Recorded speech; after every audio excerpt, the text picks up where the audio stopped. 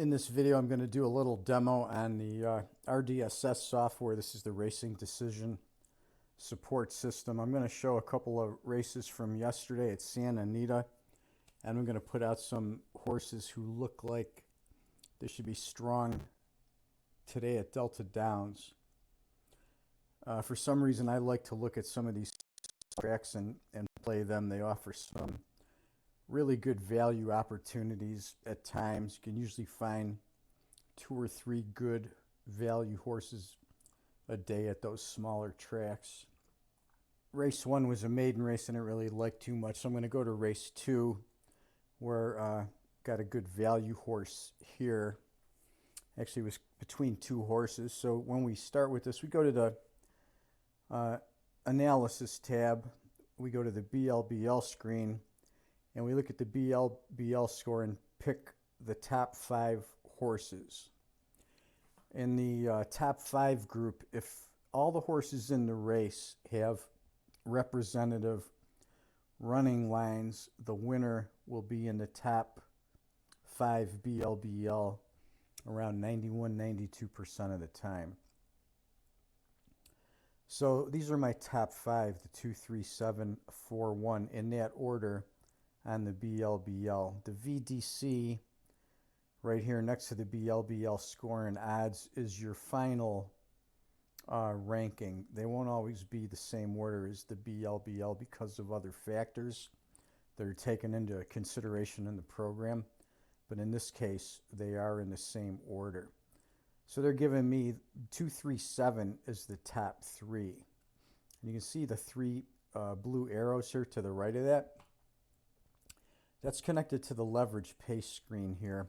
This leverage pace is a new technique developed by a couple of the guys in the RDSS group. They came up with some new compound ratings, and they're using these to identify one key horse to use for first and second place in the exacta. Now, I just started looking at this, so I'm not an expert on this, but let's take a look at the at some of this, what we're going to do on this screen. This box right here, the VT, CVT, BVT, and BVTR are compound ratings. So you can see like VT is the VDC plus TSF3. The CVT is CSR plus VDC plus TSF3. Now, I'm not going to go explain all these factors. You can go to pacingcap.com and read through the material there and figure out what this stuff is. I'm just going to go to the final output and how I made some decision and I'm picking out some of these key horses. Now that we've got that, what we're primarily looking at here is we've got our top 5 BLBL. Now we're going to look at the leverage pace numbers along with the RX 1, 2, and 3, primarily the RX3. So you can see that we've got 7, 1, 2, 3, 4 in order by the RX3. So now right off the bat, you can see the 1 doesn't have top rankings on the leverage pace ratings. And the 3 blue arrows are at the 7, the 2, and the 3. So out of that group of 3, we're going to be looking for which one is going to be the best possible key. Going back to the main screen, you see the pace bias is identified using a querent speed point summation. Anyway, race 2, a late running horse would be more likely to win that race. Now on the segment screen, you can see that the 3 and 7 are number 1 and 2 on F1, and number 2 is 3rd. Going to the second fraction, number 2 is the fastest, and the 3 and 7 slow down to 4th and 5th ranking. But then they all have a good third fraction where they come up ranked 1, 2, and 3 in the third fraction. I always like to go to the PMTR, TPR for the early late distribution look. You can see that the 2, 3, and the 7 are all slightly late runners, and the 2 early runners are the 5 and 8, which are our non-contenders. Now I'm on the new pace screen. You can see that the number 4, who ended up being the favorite, has the highest speed rating and is the top early horse, where the 6 is the second early horse according to new pace. The late horses are the 1 and the 5, which were really non-contenders for us. So looking at the ones that we're interested in, the 7, the 2, and the 3, they're not really part of the new pace top 2 scenario. That's not a big deal for me. A lot of times the new pace horses will comprise the exacta, but in this case, these other runners have such strong ratings that the key horse is going to have to come from there. So going back to the leverage pace screen, since the 7, 2, and 3 are very similar on their distribution on the late side, I'm going to stick with the best RX numbers as the tiebreaker. You can see here that the 7 horse is first in RX 1, 2, and 3, and second and third in all categories of leverage pace. The 2 is the best leverage pace horse, but is the third ranked horse on RX3 and has a very low RX1 ranking. And the other horse, the 3 rather, is only third on RX1 and isn't in the top 3 on RX3. He's tied for 4th, but he has good first and second numbers. So these are good superfecta horses, but the best horse here is, to me, is the key horse, is the 7, because he is top ranked overall, and he's in the top 3 on BLBL, VDC. He's top on all the RX numbers, most importantly RX3, and he's solid ranking second and third on leverage pace. And all 3 of those horses have good supplemental scores and line scores. The other part that I like about this is this guy is a value horse in this race. So in this instance, I'm going to use the 7 as key. I'm going to also look at the 2 and 3 in the exacta, and I'm also going to use the 4 because the 4 was the morning line favorite, and he ended up going off as the race favorite. He was bet down to 3-2. So the exacta would be a key box, the 7, with the 2, 3, 4.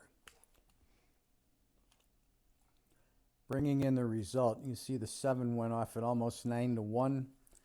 The 4, the favorite, finished second. The 3 and 2 finished third. And our 5th horse, the 1, finished 5th. So all of our top 5 horses were in the super high 5, and also the superfecta involving the 7, 4, 3, and 2. So the horses that would have been identified to be key, the 7, 3, and 2 ran first, third, and fourth. The favorite got up in there for second place. So you had an 8-1 third and a 4-1 fourth. For win betting in this race, would have definitely bet the 7, and the higher odds horse of the 2 or 3.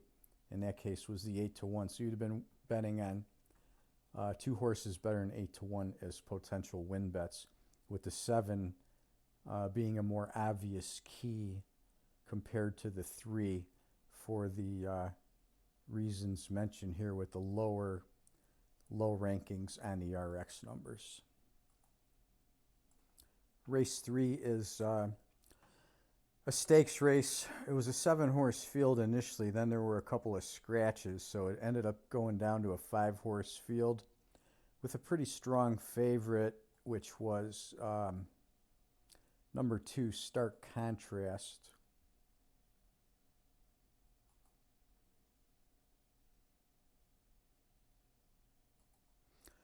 So you can see number 2's got a decent edge on the line score. The 2, 4, 7, and 3 were the top 4. The 1 had really poor ranking, so he didn't really look to figure too much. The 2-horse here, the morning line favorite, is the obvious key horse also. Maybe you wanted to consider the 4 to be the value horse there,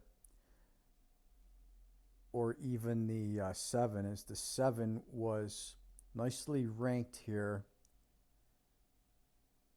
at 10-1 morning line and second in the leverage pace and all the secondary factors. Also tied for 2 on VDC, and the 4, 7, 3 all had very similar line score, but the 2's the obvious key, and then the other ones would be involved in the exacta. In this case, I believe the 1 ran second at 18-1 and got in the exacta. The 2 was bet down, so there was no value on the 2 in the win pool. Could have looked for some value in the exacta pool, but even with an 18-1 coming in second, that exacta was only going to pay $8. So to me, that race is a hard pass, because I like to at least get a $10 minimum if I'm involving a favorite that's less than even odds. Race 4 was a maiden race that had 6 first-time starters. This was won by a first-time starter, was Bob Baffors, who was bet down to odds on, and there was really no.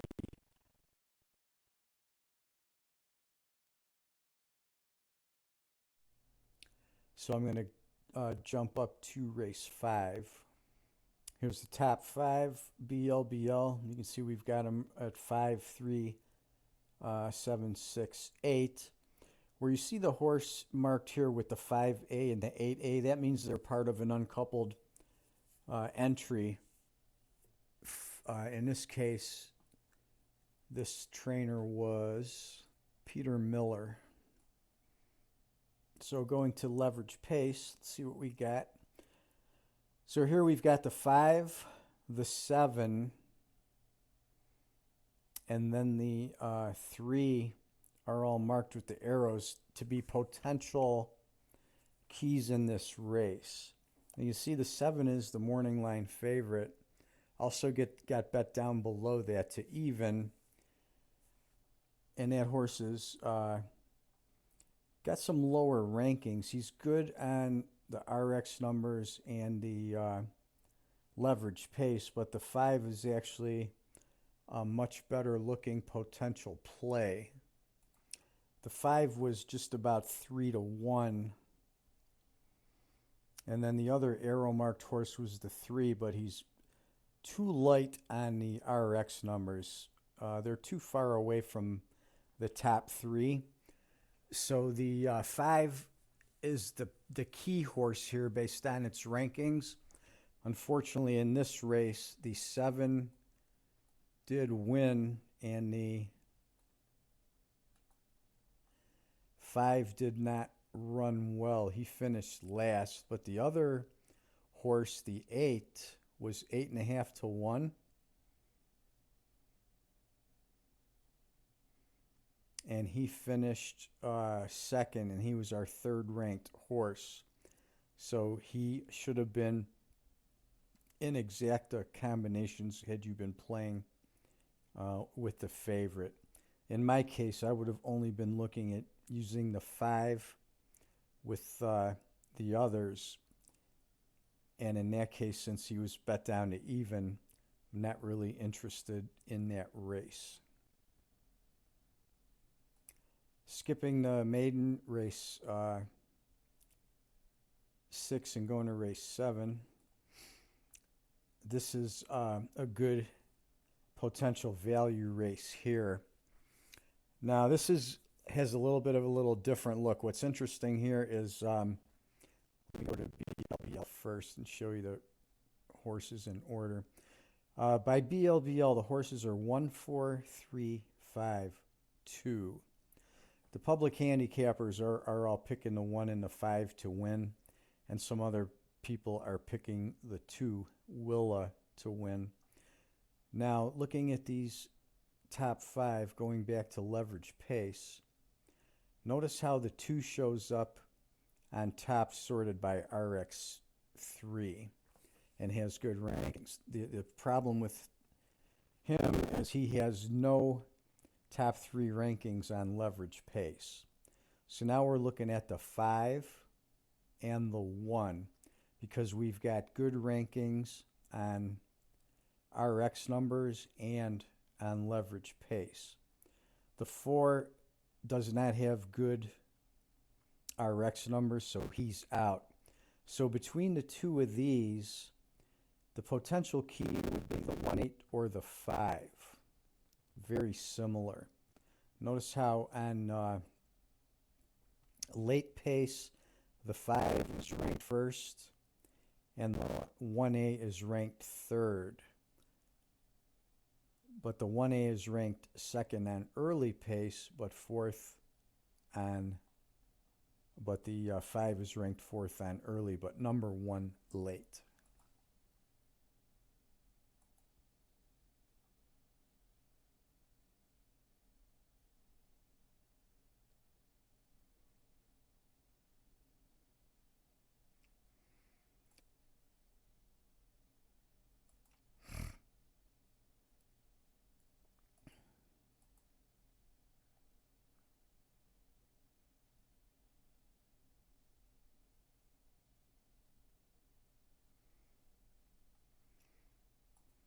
Notice how on the early-late side of the graph, the 1 is at -16, the 5 is at -26.5.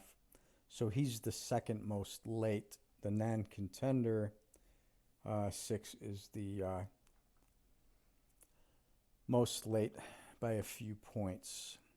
Anyhow, now to decide between the 1 and the 5, it's really a pretty easy choice. The 1 is the morning line favorite, also off as the race favorite, whereas the 5 was the second betting choice and was going off at 7-2. So he was the obvious key in lieu of the favorite, just because he's ranked higher here and he has better odds on the tote. In this case, the 5 wins at 7-2. Just won by a nose over the 7. Starry Night, who was not a contender in our mix here. But the key horse did finish first. Notice the 1 horse, the odds-on favorite at 0.7-1, finished out of the money. Race 8 is a $50,000 optional claimer. The top 5 BLBL are 1, 8, 4, 7, 9. Going to leverage pace. We've got 8, 7, and 4. Now looking at those guys, the 8 looks to have a big advantage. It has a big RX3 advantage. And that horse is the race favorite. And he's going off at about 8-5, 9-5. So he's coming down off of that 3.5 morning line. He was the second morning line choice. The value is in the 4 horse, though, because he's got rankings and he's got leverage pace. So really the two options for the key were the 8 and the 4, because the 7 didn't have high rankings in the leverage pace, and the other horse, the 1, who had good leverage pace, did not have RX rankings. So between the two contenders, the 7 is the value horse, who he ended up going off at, or rather the 4, not the 7. The 4 was the value here. He was 8-1 morning line. He went off at 11-1. So he ended up winning. The 8 ended up finishing second last. The final result was 4-1-3-9. So the exact 4-1 was the third and fourth ranked horse here. The 3 was a non-contender. On the BLBL screen, the top ranked horse and the third horse finished 1 and 2. So there you go. Between those screens, you can look at those rankings and you could find that exacta with 11-1 and 22-1 relatively easily. And that was paying $194 for a dollar. I should also mention on the early late screen that 4 of the horses were very close to the 0 line, or at least 3 of them were. The one that was slightly early was the 8, who was the favorite. The next 2, the 4 and 7, were both slightly late. The 9 was a little bit later, but the 1 horse was very late. And in this particular case, when you see this, the 1 is a counter energy horse, because he's the only one out on that island by himself. So he's the most late. So he's the logical second place finisher to the 8 and the 4. So you could take the top 3 there, get the exacta. You could use the 4-8 over the opposite energy horse of the 1. You could also have played the 4 and 8. You should always use the favorite with your price horse as one of your tickets. So that favorite comes in the exacta 58% of the time. Last race was a maiden race. Take a look at it. 26953 on BLBL. The top 4 fairly close. The 1 clearly the number 1 VDC, going to leverage pace. Or the 2 rather, not the 1. The 2 over there was on top. The 2 here is on top on all the RX numbers. A big advantage on the RX here. Also, number 1 and 3 of the 4 leverage pace categories. The other options were the 6 and the 5. The 5 has strong rankings here, but no, excuse me, no rankings on RX3. So the obvious key here, really, there's only one option. It's the 2. And the 2 did win this race at 9-5, ended up being the favorite. He was the second morning line choice, ended up being the race favorite, going off at 95. Ended up only winning by a nose with the 4 horse, who was a non-contender here, running second. But anyway, a good performance by the key horses at Santa Anita, which were not that hard to identify, really.